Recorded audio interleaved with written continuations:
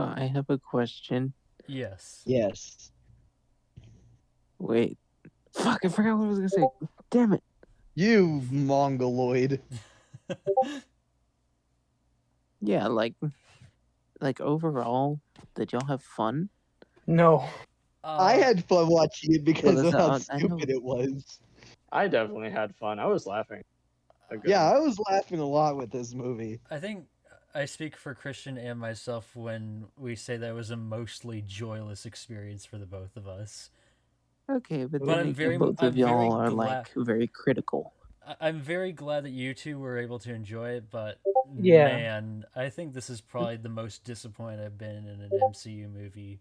Like, Were you period. Yeah, expecting? me too. No, okay. My question was, were you expecting something serious? I wasn't expecting something good. serious, but I wanted something like Ragnarok again. Ragnarok was great. This was not Ragnarok at all. But put Yeah, it this was way, Thor: if Love I and were to eat Thunder. a pop brownie, It's would it be good? Sorry, could you repeat that, Vega? If I were to eat a pot brownie, would it be good? Probably. Yeah. Yeah, Oh, yeah, yeah, definitely. yeah. I Yeah. would I mean, say that for applies sure. for most movies, I think, but yeah. No, because if you eat a pot brownie on Requiem of a Dream, you're gonna have fucking nightmares Okay, for that's the next true. decade. That's true.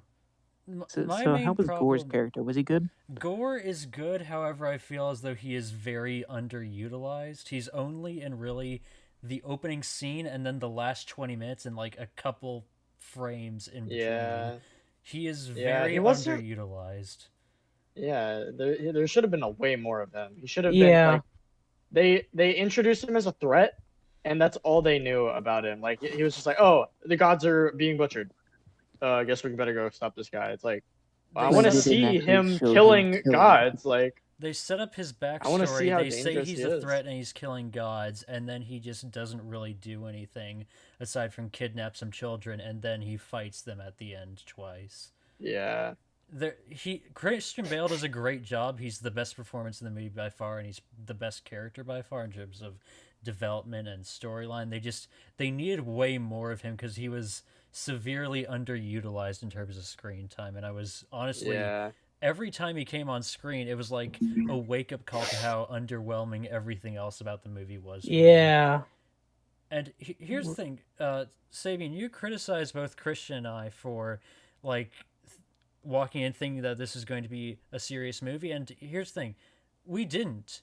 The problem is that this movie is half dead serious, half over the top goofy, and it flips between these tones so frequently that's jarring and distracting because it doesn't feel like it knows what emotion it's really trying to get out of you, because it's the two extremes and it's constantly flipping back and forth between these that's impossible to get invested in the humor or the actual emotional part of the story.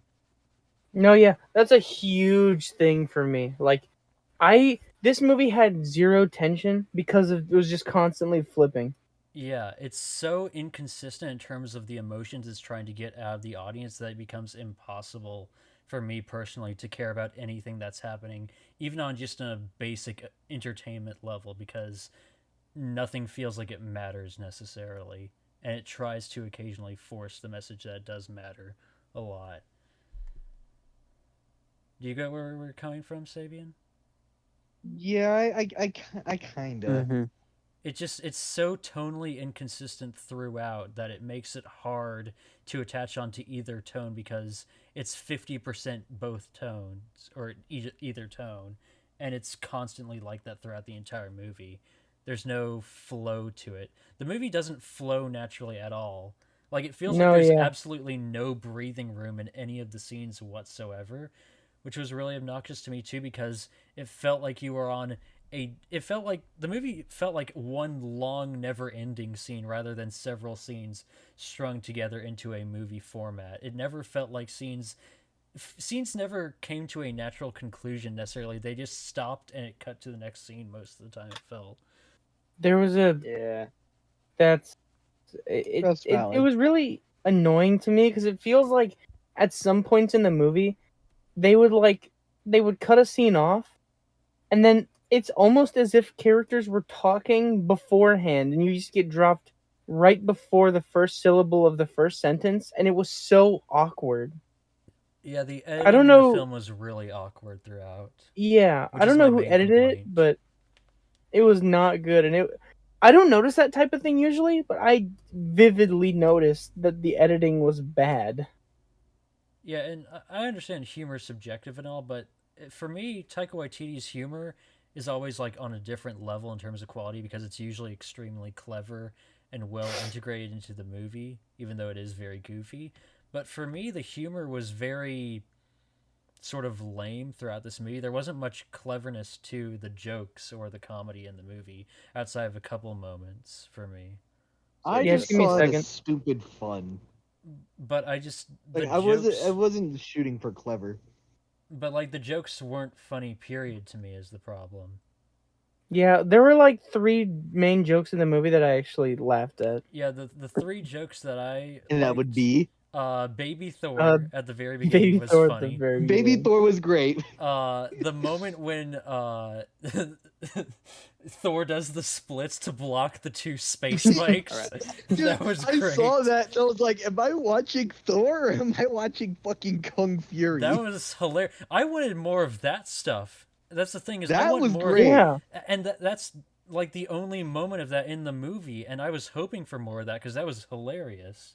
And then the third really funny moment is the fact that Stormbreaker is jealous that Thor Stormbreaker. wants Mjolnir back. That was the and only even running then, gag that was really funny, and even then I felt like they wore it out a bit too much. But the moment when Yeah. Stormbreaker just slides angrily What? into frame and looks Slowly directly pans at into the Thor, camera. that was great. Those were the 3 jokes that really landed for me. The other joke I liked was where Wait, he what? pulls Stormbreaker out of the ground and just fucking rides it like a broom. Yeah. that was Oh kinda, yeah, that was that kinda was cute, yeah. hilarious.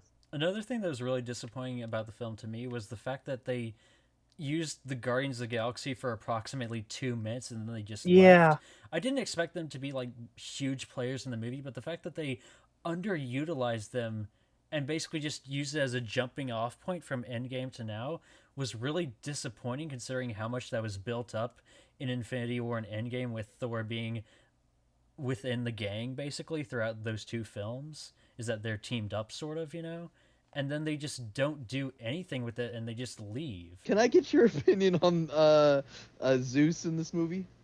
We have Christian and I have very differing opinions. Christian, you go I first.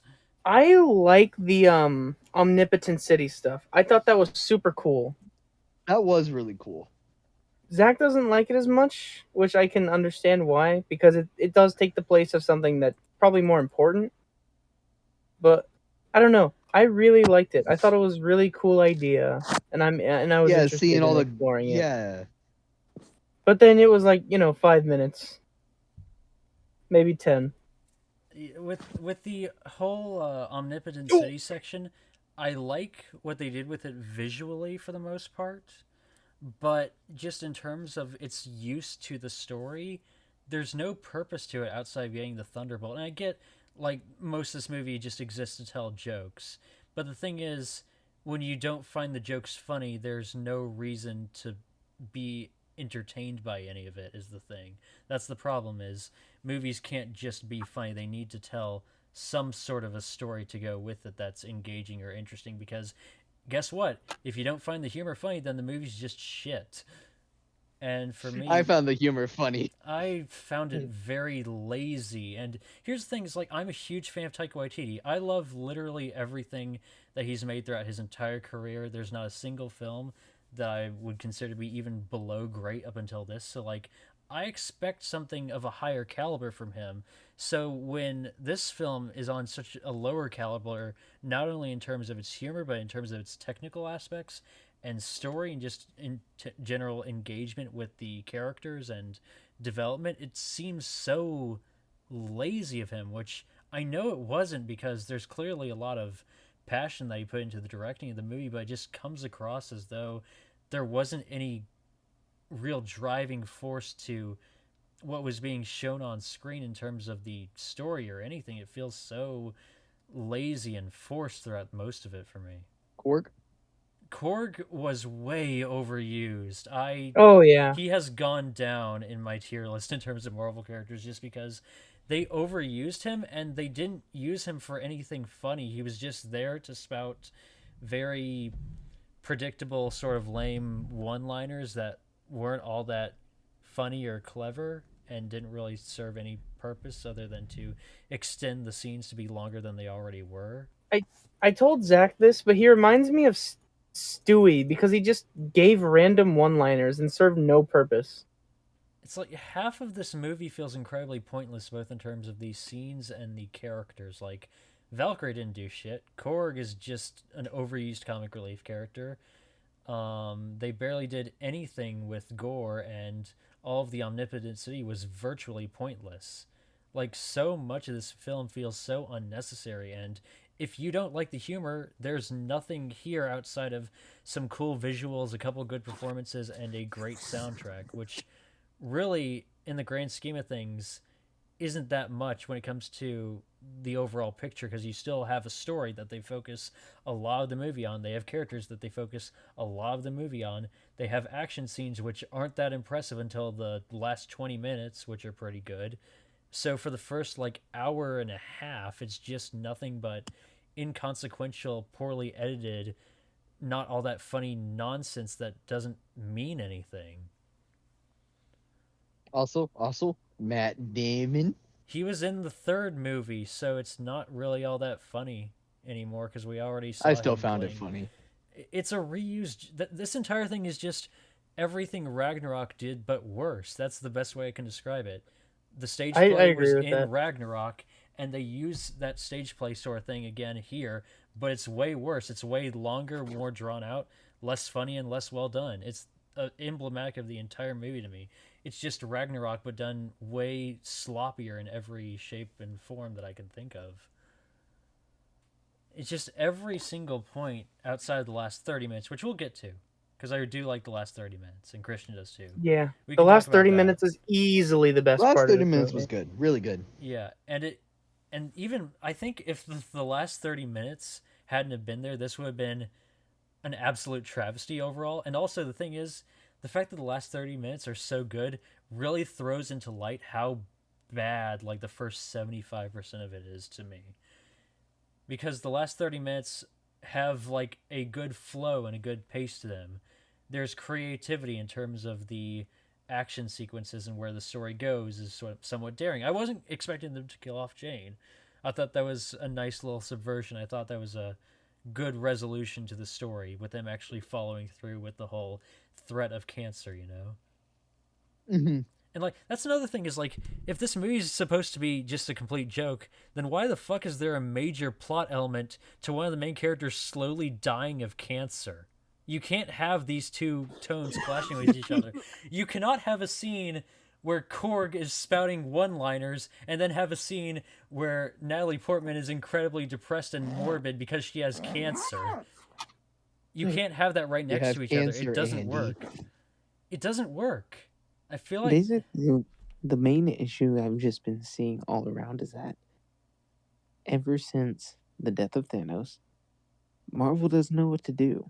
Exactly. yes, they don't know what to do. It is lacking uniform. Like either tie it into something even bigger, or tie it into something Galactus? that's original. Yeah, I was thinking Galactus or Mephisto. Or Kang. That's what I'm saying. Like Galactus. Galactus would probably be Well, the like, next Nah, one. Yeah, you know and how they you were know already, how like, this hinting goes. at They this don't use Mephisto TV with, shows or anything. Oh no, Kang's gonna Uh, be an Ant-Man. So Yeah, Is he? yeah, he's a Loki. I He's thought the it main was villain. MODOK that was gonna be in Ant-Man. no, it's MODOK? Kang. I mean, MODOK has No, been I thought rumored, but I heard MODOK. MODOK's been rumored, mean- but Kang's gonna be the main villain. That would be cool if Bill Murray were MODOK. Yeah, that would be great. You know what? I can see it. Trying to remember Idris Elba's character. Did they ever say that he had a kid, or did he just like suddenly come into existence? No, yeah, he just suddenly randomly had a came into kid. existence. Okay. Oh, can we talk about the that's not part right. where he communicates them with his like floating head magic into that room and it looks awful? Remember when his head's just floating when he first contacts Thor for the first time? Oh yeah. Yeah. That was awful. But like, yeah, I am there's This is nothing a here. genuine disappointment. Yeah, I don't feel like there was anything here of value really outside of Yeah, gore, who was underutilized, some really cool visuals and great music, and admittedly, really good last 30 minutes. Yeah, the last 30 minutes were like top tier stuff. The last 30 minutes are what the first hour and a half should have been in terms of tone and style. Really creative, well done action. The humor was used appropriately there, I felt. Like Uh, the kids with the thunder powers. yeah, I like that that a was lot. fine. I was perfectly fine with that. I like that. That was well done enough. In concept, that Yeah, sounds like something that would be awful to me, but I actually rather enjoyed that. I thought that was all right. I definitely enjoyed that as well. Mm-hmm. You don't understand, Sabine. I don't want to hate movies. Okay. Yeah, no. I know you I don't. I went into this with high So hopes. you don't want to hate movies. They just haven't given you any reason to like them. I love Doctor Strange more than you do, motherfucker. Oh, I wasn't expecting that. I'm not someone who calls for restricting creative freedom when it comes to movies. But with Taika Waititi, I think what I've realized with this movie, one thing you have to understand, Taika Waititi directed Ragnarok, but he did not write it. He just inserted a lot of dialogue and changed some things around, but he still kept the general plot and story pretty much the same as it was written in the script. With this movie, from the ground up, it's written by him. And I think Taika works best when he's working with content that either he himself has built from the ground up in terms of the universe itself, I mean, or Like if that's he how has some Jojo sort of, Rabbit was able to succeed. yeah, like with Jojo Rabbit or something else he's made. Or with Ragnarok, where he has some sort of a mediator where it's not written by him, but he's the director and he's like the primary man in charge, but he still has to abide by the story that has been written. He can insert all the jokes he wants, but he still has to abide by that. And I feel like Ragnarok did it really well. Ragnarok was a great balance between the two tones because it was very consistent and it was very intelligent in terms of its jokes and its style. It had breathing room in between the scenes. Ragnarok had everything that this movie didn't, and I don't see why it's okay when it's literally pretty much the exact same team behind both of them that they were able to do such a great job with Ragnarok, whereas they failed in most aspects here, I feel. Yeah, no, I like your point there, mostly because if you do watch movies that Taika's in, or projects in general that he's a part of, like, unless he himself has, like, established what's going on in that universe, like, Video. it's tough for him. Mm-hmm. Like, because, like it said with Jojo Rabbit or Call of the Wilder People, Mm-hmm. like, he built those from the ground up. Yeah. And with Ragnarok and The Mandalorian, you know, he was still a part of it. You know, Yeah. he has a role, but he's not the entire role. Mm-hmm. He And was restrained, which helps. yeah, like he's one piece in the clock tower. Mm-hmm. It's not But all. It's not all Taika. Yeah. you know, he's one gear that makes the bell ring. But He's a high in quality gear, but he can't do it on his own. yes. No, but in like the other movie, but like in this movie, Love and Thunder, he was the bell. Mm-hmm. He wasn't the gear in the bell. He was the bell itself. And it kind of broke the clock tower a little bit. Yeah. Yeah, I agree with that completely. And one thing that this reminded me of, this movie specifically, Love and Thunder, and Joey Christian, you might not get this reference, but this movie reminded me a lot of Tenet. Let me explain. Tenet. Tenet. Oh no. Let me explain. Both Tenet and Thor Love and Thunder are examples of directors going up their own ass to the point where they basically only care about the ideas and the style behind their movie and don't focus any time on the characters or the the story or letting the world breathe, and they just focus all of their energy into the style and the ideas that they have for it, that they don't take any time to focus on the stuff that really truly matters at its core. And as a result, the experience ends up feeling hollow because there was nothing All really right. to latch onto other than some cool visuals. Oh, I would like to mention again, can we talk about how fucking awesome the black and white planet and that whole scene Oh, was? yeah. Oh, that I was love cool. that. That was the best part of the entire movie for me in terms of like tension, style, just the visuals of it was gorgeous. I love how when Jane's using Mjolnir to light up the place, it like makes color come back around like in a sort of glowy area around it, so like her Yeah. face is slightly Yeah. in color now. I love how they lit Gore's eyes in that like menacing orange like type style, sort of like Anakin Skywalker eyes. That was Mhm. Yeah. yeah, I was a real big fan of that sequence. That's the best part of the entire movie, hands down for me. I loved that entire part. I thought it was really great too when you think that the planet is way farther away than it is, and they just smash into it. It turns out it's tiny. I thought The that was a really Yeah. goats. funny I found the gag. goats funny as shit. I know they were Dude, stupid and annoying at those some were points, but I found them as so funny. overused. And then at one I point in the found movie, it they just funny. stop existing. Yeah, they just screamed, and that was the whole joke, and then they just stopped I just existing. couldn't stop thinking about eventually. Goat Simulator. I'm sorry. Dude, like, if they would have done that once or twice, then sure. They were funny the first time. I'll give you that. They were funny the first time when they introduced them. I was like, okay, that's And then kind they of used them funny. like 15 more times, and it got annoying, repetitive, real fast. So to wrap up Thor: Love and Thunder, what are our overall just thoughts and opinions and like scores out of 10? I'm pretty sure for me it's gonna be a 4 out of 10. I understand that it's not a good movie. I understand that. But I still want to give it a 6 just because I thought it was funny. That's fair. That's fair. A lot of the movie's appeal is based purely on the humor. So, I enjoyed the humor. Joey, what was your score for Thor again? I said 6 out of 10. That's fair. Yeah. I'd give it a very low 5. Thor: Love and Thunder sucks. Bye.